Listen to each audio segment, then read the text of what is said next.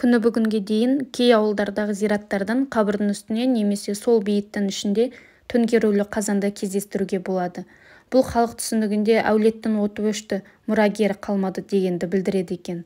Егер қайтыс болған адамның тұқымы артынан өле берсе, қара қазанның бейітінің басына төңкерген. Осылайша ұрпағының өлімі тоқтайды деп ырымдаған. Қазақта қазанға қатысты ырым-тыйымдар жетерлік. Соның бірі, ырысым өзге үйге кетіп қалады деп қызға қазан бермеген. Ертеде суға, көлге адам батса, қара қазанын суға төңкеріп жіберген. Сонда қазан иесі батқан жерге барып айналып тұрған екен. Суға кеткен адамды солай тапқан. Таңғаларлық жайт. Дегенмен бұл халық тәжірибесінде бар дүние. Қазақтың таным түсінігінде қазанның алатын орны ерекше.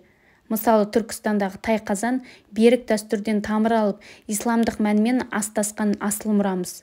Тай қазан сонау 1399 жылы сирек кездесетін 7 түрлі асыл металдың қоспасынан құйылған.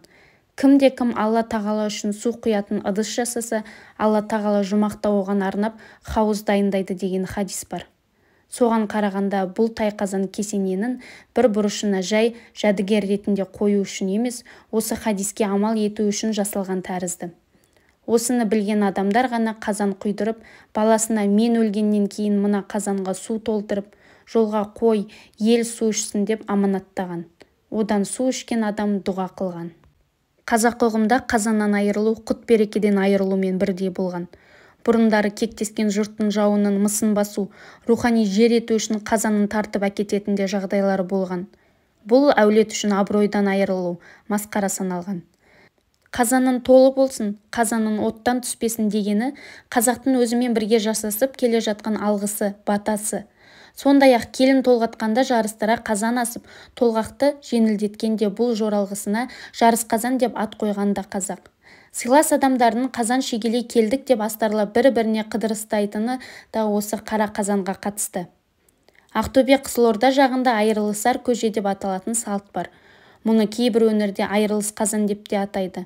Яғни қоныс аударып, көшіп жатқан отбасының көршілері мен ағайынын шақырып қонақ етуі, қоштасуы. 50 жылда ел жана демекші, бүгінде қолданысқа көгілдір отын келді. Дегенмен ауладағы ошақ қазанның мәнін төмендетіп алмасақ екен. Қазан шаңырақ сияқты бүтіндіктің белгісі іспетті.